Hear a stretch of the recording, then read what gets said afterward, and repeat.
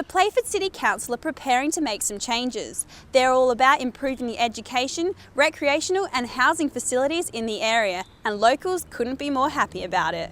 The Playford City Council is preparing to become the largest school and advanced distribution capital of South Australia, setting out to upgrade and improve the area, which includes suburbs like Smithfield and Elizabeth. But the area's past record of high crime levels and low employment rate is sticking in the minds of some, even despite the progress. But from what the media has shown, it's not a very safe place. Crime and feralness and poverty. I wouldn't want to be caught there at night. It's not really a nice place to be. Mayor Glenn Doherty, who became City of Playford's youngest mayor at 26 years last year, says he sees a great future for the area. Right throughout the City of Playford, we are a great place to live, work and recreate. Obviously, many people in Adelaide may not be aware of the great things that are happening in northern Adelaide and particularly in Playford. New houses in the area are a big feature of the new Playford. In 1997, housing essay homes were built across Playford and sold for a cheap price to workers in an attempt to repopulate the area. As time went on, these workers bought houses in other suburbs and gave their housing essay homes to rent. Seeing as these were short-term rents, the houses weren't well taken care of and became poor in their condition. Over 10,000 of these houses are currently in the process of being demolished, and brand new ones will be built in their place. Playford Waters was the first site to take part in this project, known as the Playford North Urban Regeneration Project. Steve Huddles-Flynn says it is a great place to live. We've had previous houses before which were actually established, but this was the first time that we've actually had a house built, so we just thought we'd go through the process. Other sites that have been developed include Lakeside, Blake Crossing, and Playford Alive. Overall in Playford, there is currently a population of 70,000 residents. Over the next 30 years, that number is set to reach 169,000. Education here is also under development. Last year, 2 newly built super schools opened as a result of the closure of 7 other schools in the north. One of them is John Harley School. Playford is also setting an example to the rest of Adelaide on how to use water efficiently in a project titled Waterproofing Playford. We all know that water is a very precious resource, and here in Playford we want to maximise its full potential. The first part was a $26 million opportunity for the City of Playford to make sure we were able to harvest stormwater to be using on our parks and gardens.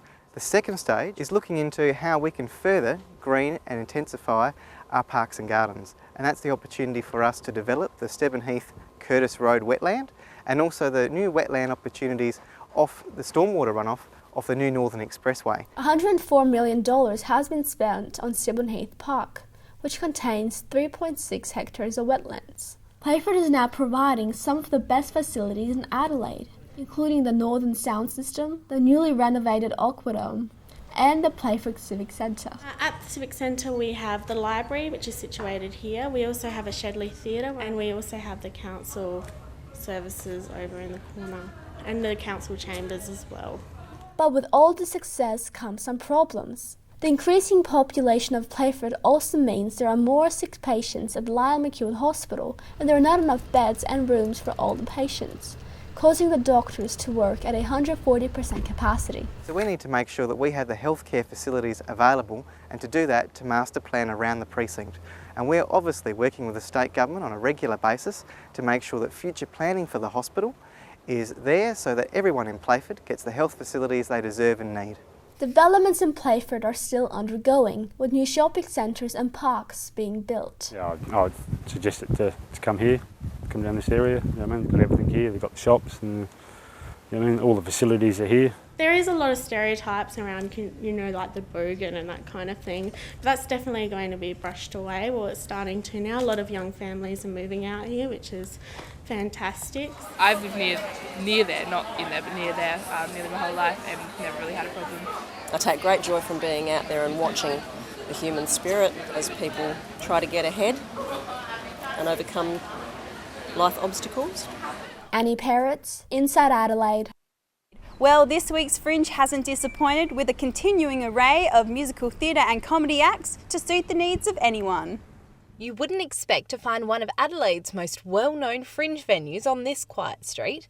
But look a little closer and hidden away is the infamous Arcade Lane, just one of the pop-up bars that have appeared during this year's Fringe. Well, everyone loves going outdoors, and laneways are really popular around the world, and particularly in Melbourne. So, it's really just trying to give Adelaide something that it didn't have, and, with a view to do it permanently as well. Just outdoors, there's 3 different spaces here, or 4 if you count the kitchen, if you call it that. But so we've got Jose cooking Spanish food over there. We've got your area for the bands and DJs in the bar. Then behind the curtain is the Adelaide Film Festival's meme program. And combining these spaces seems to be a recipe for success. Yeah, I think it's really fun. I enjoy it. Great atmosphere. We've got a show called Nice Work If You Can Get It. It's a physical theatre show, and it's here at Arcade Lane as well. For our show, it's perfect. Like, it's kind of a gutted kind of dungeon, that feels, we kind of like that kind of raw kind of feel. And it really suits the Fringe as well. It's a place, open air, you can have a drink, and then you can see there's posters all around for shows, and you can go and see a show just like that, and then come back out and have a drink, and it's a real, and it really suits the Fringe Festival, where it's that kind of casual, relaxed atmosphere to seeing art. Arcade Lane isn't the only venue that's popped up during this year's Fringe. This is the Austral Hotel, more specifically the Bunker out the back. The Bunker has been converted into a Fringe venue and has a variety of shows on every night of the week. The Austral has been involved with the Fringe for the last, we got all the Fringe posters since back to mid-80s, I think. I kind of like the Fringe a lot. I wanted just to fill it with arty stuff. There's a little bit of revenue involved, but mainly it's certainly not worth the effort I've put in.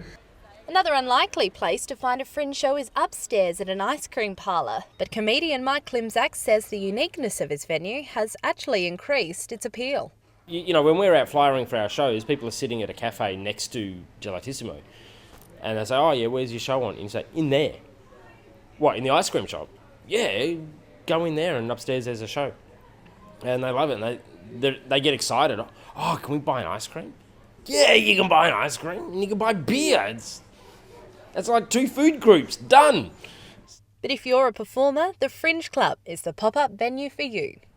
Well, this is the second year that the Adelaide Fringe has run the club here in Rymel Park, an exclusive club for artists and sponsors and crew for the Adelaide Fringe and for the other festivals that are on as well. But Fringe shows have been found all over the city again this week, in purpose-built venues, pop-up venues, or just outside on the grass. The Visibility Project is on Light Square and is where shipping containers piled high become projection screens and rooms for 3 large-scale art pieces. In collaboration with the Migrant Resource Centre of South Australia, the project features photos of young Aboriginal and Torres Strait Islander people living in South Australia and in refugee communities, while the art pieces have been created by students at the University of South Australia, initiated and directed by Andrew Hill. And on the other side of town, there were once again many delights to be found in the garden. Hello, I'm Amanda from Drags Aloud, and we're doing Drags Aloud Showgirl. Tall Tales and True about showgirls in all of their manifestations. Why do we like the Fringe? It's different. It's different. Yeah, it's a lot of weird people that make us laugh. The Fringe is the best part of Australia. For 1 month, Adelaide becomes the best part of Australia ever. There's nowhere I'd rather be. I like the vibrancy. I like the fact that you get all these great people in town and everyone seems to get off their butts and comes out for once or twice. People that never go and see shows, go and see shows, and I think that's really cool. Lauren Waldhuter, Inside Adelaide. Well, that's all we have time for tonight. Remember, check us out on Facebook or YouTube. I'm Ella Germain. See you later.